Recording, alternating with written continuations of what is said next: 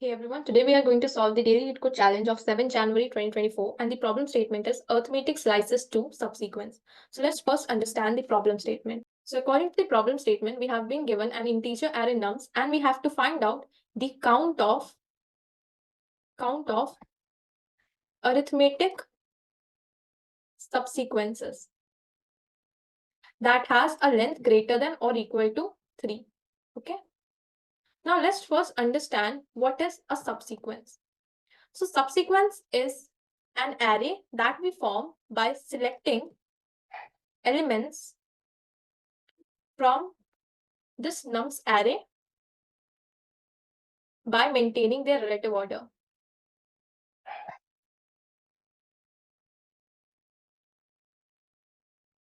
Now let's look into this example. So is 2, 4 a subsequence of nums? The answer is yes. Why? Because we have selected this 2 from the nums array and we have selected this 4 from the nums array and their relative order is also maintained. What do I mean by relative order? This 2 is appearing before 4 in nums array and in the subsequence as well, this 2 is appearing before 4. So we can say that this is a subsequence of nums. Now, is 6, 4 a subsequence of nums? The answer is no. Why? Because we have selected 6 from nums and we have selected 4 from nums. It's fine. But are their relative order maintained? The answer is no. Why? Because in nums array, 4 is appearing before 6. But in the subsequence, we have written 4 after 6. So it is not a subsequence of nums array. Now let's see what do I mean by an arithmetic subsequence. So since I have been asked to find out an arithmetic subsequence that has a length greater or equal than 3, so let's consider an array that has elements as, let's say, A, B, C. Okay. So say for example, these are some of the integers of our array. So for this to be an arithmetic subsequence, the difference between B and A, let it be B minus A, and the difference between C and B, let it be C minus B, these two must be equal. Then only we can say that ABC is an arithmetic subsequence. Okay. Now let's see how are we going to solve this problem. So I'll be explaining two approaches to solve this problem. So you can notice that for each of the element of nums array, to form a subsequence, I have two options. Either 2 is going to be a part of my subsequence or it is not going to be a part of my subsequence. Similarly, either 4 is going to be a part of my subsequence or it's not going to be a part of my subsequence. Similarly, I have these two options for rest of the elements of the array as well. So it means for each of the elements, I have two options. That is either to take them or not take. So whenever we have options, we make use of recursion. So for solving this problem, we are going to maintain 3 pointers. First would be the previous index, which would be initially -1. Second would be the current index, which would start from index equal to 0. And another one will be count, which would be initially 0. Now, this count is responsible for counting that how many elements have I acquired in my subsequence as of now. Because in the question, they have asked us that we should have 3 or more than 3 elements in our arithmetic subsequence. So for that reason, we need to maintain the count, right? Now, say for example, if I'm at current index. Now, at this index, I have two options, either to take it or not take, right? So when am I going to take the element present at my current index? So I am going to take the element present at my current index if my previous index is equal to -1. Now, what does this mean? So if my previous index is -1, then it means that as of now, I have not added any of the element in my subsequence. So as of now, my subsequence is empty. So I can add that element to my subsequence. Okay. The second condition is that my count should be equal. If my count is equal to 1. Now, what does this mean? This means that as of now, I have only one element in my array. So say for example, if I have any element as 1 in my array or I have an element as 2 in my array, then I can add any incoming element. Say for example, 3 is the element. Then can I add 3? Obviously, I can add 3 in my subsequence. And the third condition is that nums of current index minus nums of previous index should be equal to difference.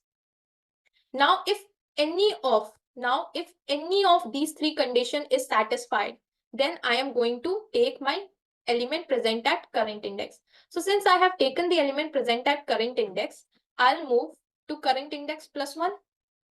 I'll move to current index plus 1. Okay. And what would be my previous index? My previous index will get updated to current index. Why? Because say for example, initially I was having an empty array and now I have taken an element 2 in my empty array. Okay. And initially my previous index was -1. Now, since I have taken an element in my array, so this previous index will point to this element. So my previous index in that case will get updated to 0. And why? Because I need to compare this element with any of the incoming elements. Say for example, if my incoming element is 3, so this is at my current index. So I need to compare the element present at current index with the previous index, right? If their difference would be equal, then only we are going to take it, right? So previous index will get updated to current index. And I'll increment my count. Why? Because I have taken an element, so I am going to increment my count. Now, if I won't take that element, I'll simply move to current index plus 1. And my previous index will remain as it is. And similarly, my count will remain as it is. Okay. Now, what would be the base condition?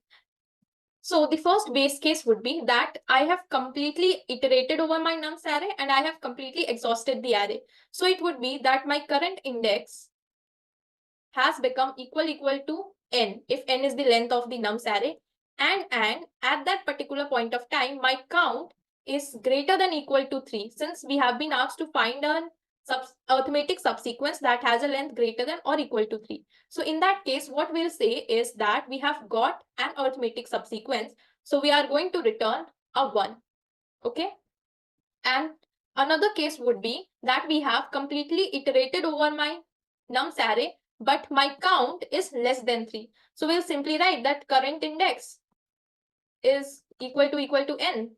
And if this case won't hold true, then it means that the control will come to this case and then will return a 0. It means that we have iterated over the nums array, but we haven't got any arithmetic subsequence that has a length greater than equal to 3. So we will be returning a 0. Now, since for each of the element of my nums array, I am having two options. So say for example, I have an array of size n. So at each point, I am having two options, that is take or not take, right? So the time complexity of it would be order of 2 to the power n. And you can make use of memoization because there will be multiple overlapping sub-problems. So when you'll make of memoization, even after that, you'll get a time limit exceeded. Okay, so this is not an optimal solution. So I'll be explaining the second approach. So in the second approach, what we are going to do is for each of the index, we are going to keep track of what is the count of the subsequence. What is the count of the subsequence? Sorry, it would be arithmetic subsequence up till that index. Now, what do I mean by this? It means that for each of the index, I am going to store a difference and frequency corresponding to it. Now, what this difference will represent is, it will represent that what is the difference between the elements of the arithmetic subsequence. Say, for example, I have an arithmetic subsequence as 2, 4, 6. So they have a difference of -2, right? So this represents that what is the difference between the elements. So it would be -2 over here. And this will represent that how many subsequence have we got up till this index. Say, for example, if we are calculating for the second index, so it will represent that how many subsequence have we got up till second index that has a difference of -2. Okay, now let's see how are we going to do this. So first of all, we'll start iterating from I equal to 1 up till the length of the array. And we'll find out for each of the ith index, we'll find out that what are its differences with all its previous value and what is the frequency. Now, why I'm starting from I equals to 1? The reason is that for I equals to 0, we don't have any previous element, right? So we won't be able to find any difference. So that's the reason why my ith pointer will start from 1 up to n and my jth pointer will run from 0 to I. Okay. Now, for each of the index, we'll have multiple differences and frequency. Why? Because let's say if I'm present at this 8. Okay, so I have to calculate its difference with this 2. And I have to calculate its difference with this 4. And I have to calculate its difference with 6. So what data structure am I going to use? So I'll be using an array that will have a length equal to the length of the nums array. Okay, so in this case it would be 0, 1, 2, 3, 4, and at each of the point of this array, what I'm going to have is I'm going to have a hash map. And inside this hash map, we are going to store this difference and its corresponding frequency. And this will help us to keep track of the number of subsequences, the number of arithmetic subsequences that we have got up till the ith index. Okay, now let's quickly do a dry run for this example, then you'll be able to understand it clearly. So let's assume that this is our array, and for each of the index of my array, what I'm going to have is I'm going to have a hash map. Okay, similarly here I'll have a hash map, and here also I'll have a hash map.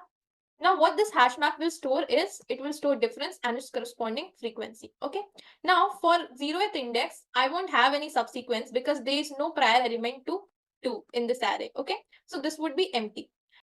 Now when my I will be equal to 1 and j will be equal to 0, let's see. So I am present at this index. So and j is equal to 0. So I'll calculate what is the difference between 4 and 2. So it's -2 and its corresponding frequency would be 1. And this is for the subsequence 2, 4. So we are not going to store this in our hash map, but I'm writing it so that it becomes clear to you.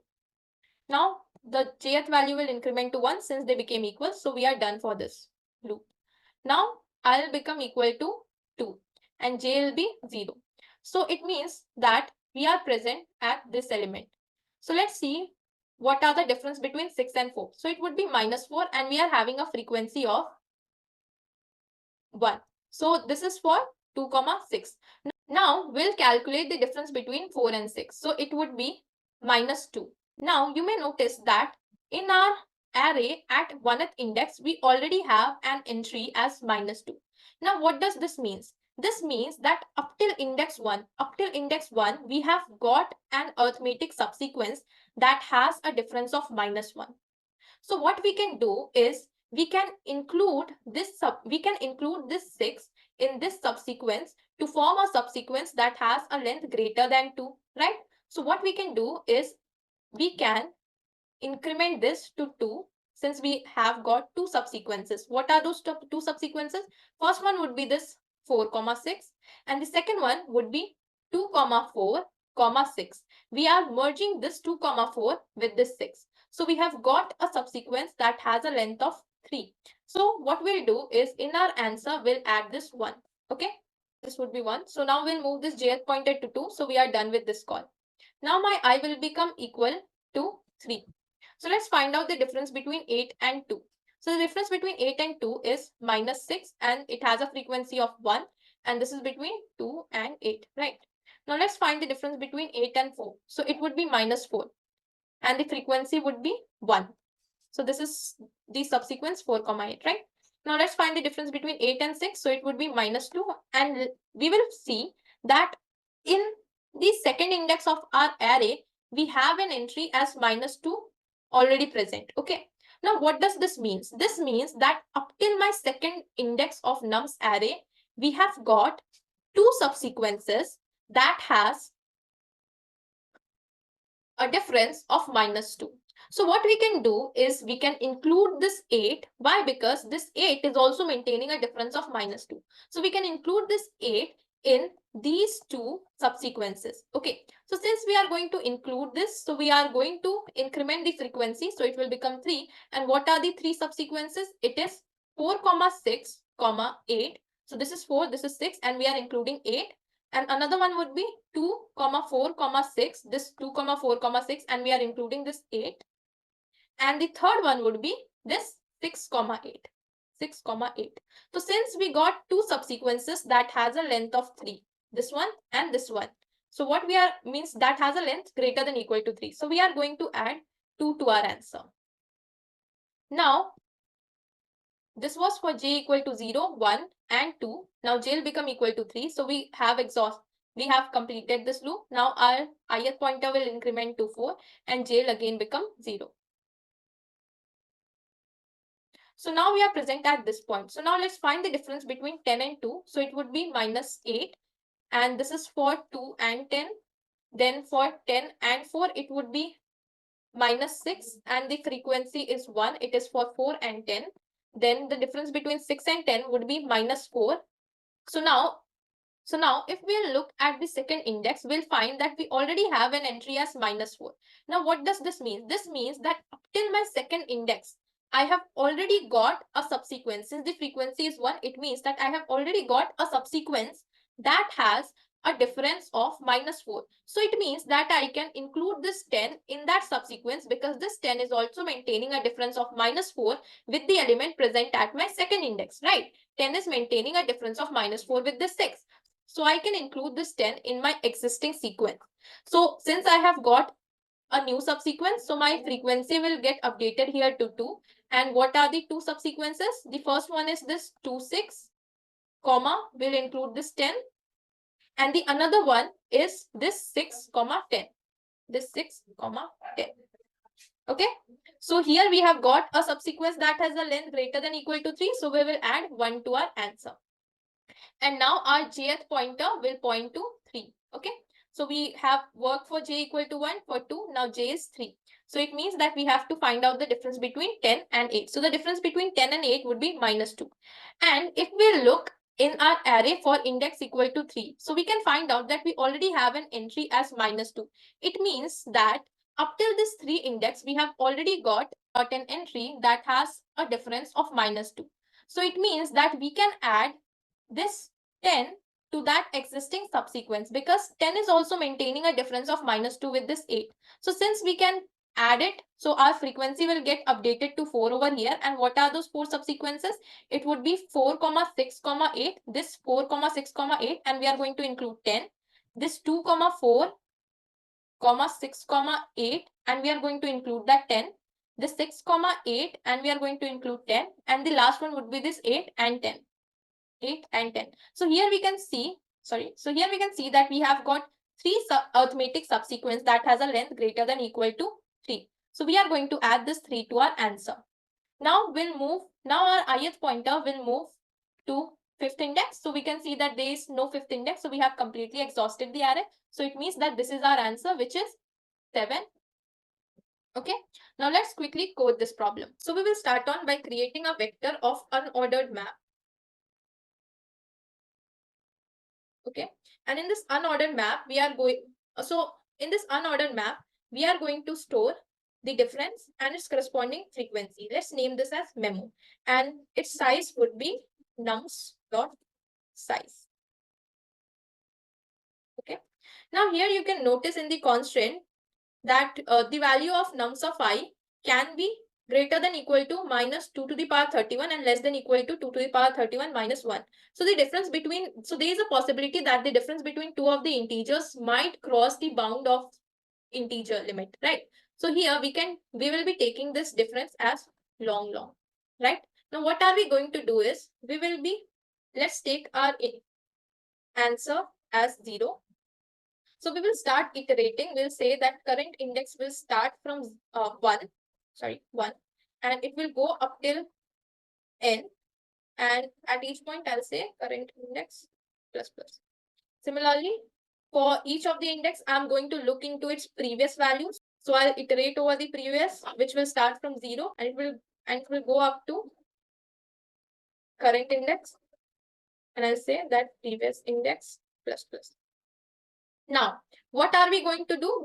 So what we'll do is we'll find out the difference between nums of current index and nums of previous index. And after that, what we are going to do, let's say I have got this -2 over here. So what we were doing, we were first adding this 2 to our answer, right? We were first adding this 2 to our answer, and then we were incrementing this 2 by 1. That is, it got incremented to 3. So what we'll do in our answer, we will add memo of previous index difference, and after that we'll set memo of current index difference as memo of previous index difference plus 1. And finally, we are going to return the answer. So let's run this code in our given test cases. So it's giving us the correct answer. Let's submit it.